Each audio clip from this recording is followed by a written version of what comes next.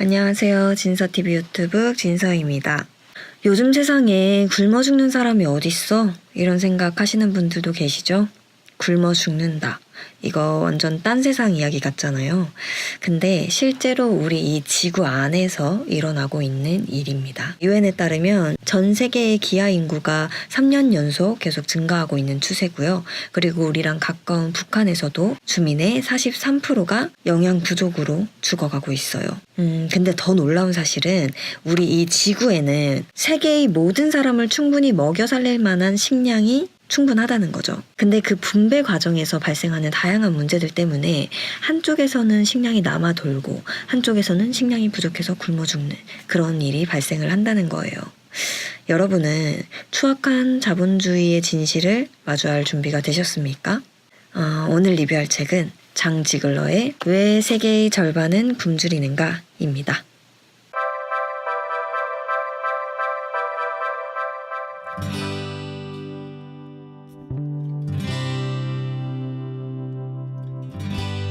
놀랍게도 지구는 현재보다 2배나 많은 인구도 먹여 살릴 수 있어. 오늘날 세계는 60억 정도 되지. 하지만 1984년 FAO 평가에 따르면 당시 농업 생산력을 기준으로 계산해서 지구는 120억 인구를 거뜬히 먹여 살릴 수 있다는 거였어. 식량이 남아 도는데도 왜 기아는 계속 증가를 할까요? FAO는 기아를 경제적 기아와 구조적 기아로 나누는데요.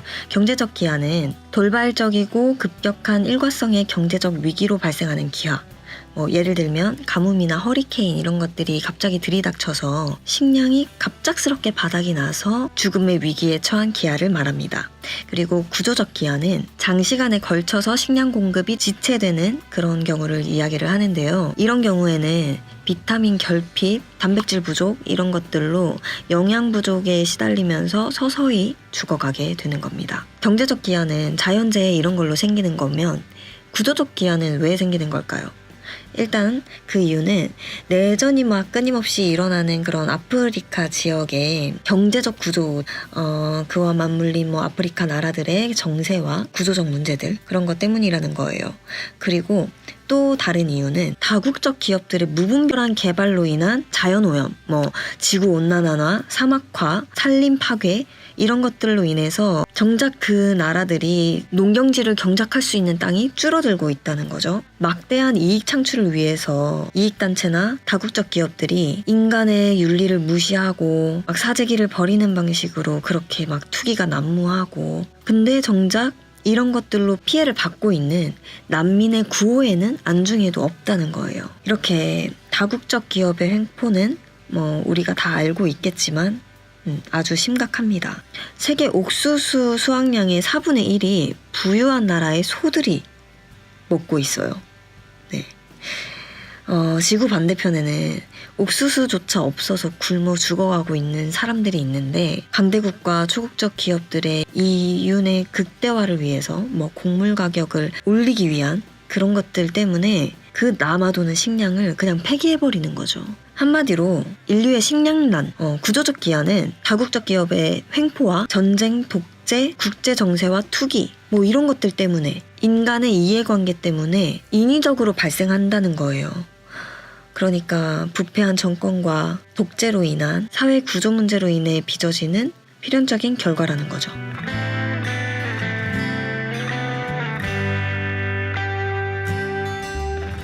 이 책에 멜서스 이론이라는 게 나오는데 이게 바로 자연 도태설이라는 거예요. 약육강식의 세계 속에서 약자인 빈민층이 빈곤으로 죽는 건 당연한 거고 그리고 인구 증가를 고려했을 때 산술적으로 식량은 부족해질 거기 때문에 빈곤층에 대한 지원을 끊어야 한다고 식량난은 자연스럽게 인구 증가를 억제하는 자연적인 작용이라고 주장을 하는 건데요.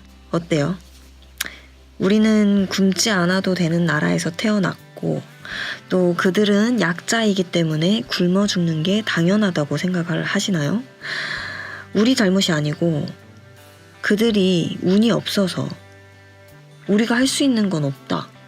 이렇게 쉽게 결론 지을 수 있는 일일까요?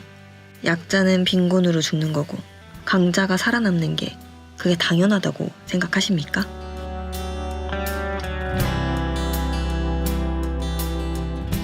이 책을 읽다 보면 강대국과 대기업의 보이지 않는 장악과 횡포에서 우리들도 자유롭지 않다라는 그런 생각이 들었거든요. 다만 우리는 기아들과는 다르게 배불리 먹을 수 있다. 요 정도 다를 뿐 비슷하게 느껴졌어요. 지금 우리가 미세먼지로 푸른 하늘 못 보고 막 기관지 아프고 비염 더 심해지고 이런 것만 생각해도 그렇죠.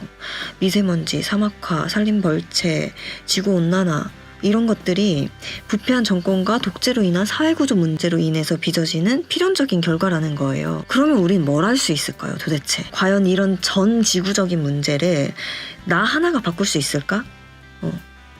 이런 생각이 드니까 참 막연해지더라고요. 이 책을 읽으면서.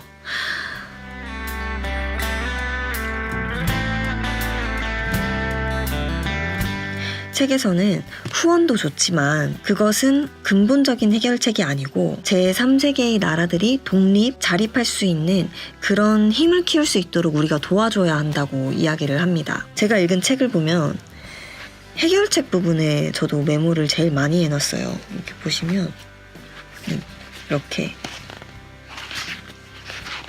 여기가 이 뒷부분부터가 약간 해결책 부분인데 보이시나요? 이렇게 메모를 많이 하게 되더라고요. 저는 이 부분이 제일 중요한 부분이라고 생각을 했거든요. 내 인식 하나가 바뀐다고 세계가 바뀔까? 막 이런 생각이 들면서 허무해지기도 하는데 그냥 저는 그렇게 생각하기로 했어요. 바뀔 수 있다고. 그렇게 믿어보기로 했어요. 변화는 아주 작은 실천에서부터 시작한다. 적극적으로 참여하지는 못해도 이런 작은 인식의 변화가 세계 여론에 영향을 줄 수가 있고 또 그것들을 통해서 경제 지배자들의 각성과 연대의식이 생길 수 있다고 생각을 해요. 최근에 제가 영화 증인을 봤는데 이런 얘기 나오잖아요. 좋은 사람이라는 이야기. 근데 뭔가 좋은 사람은 이 현대 사회를 살면서 되게 허무한 이야기인 것 같더라고요.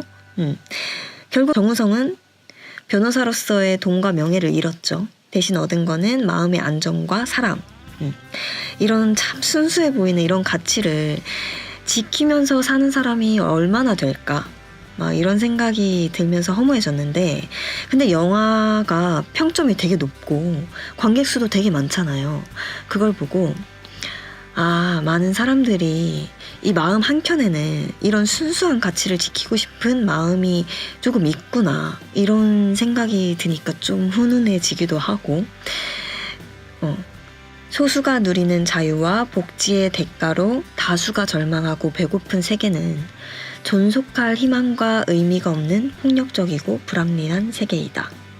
우리가 이 말을 부정할 수는 없겠죠? 세계인은 하나입니다. 너무 교과서적인 이야기인 것 같은데 이런 인식부터 한번 가져보자고요.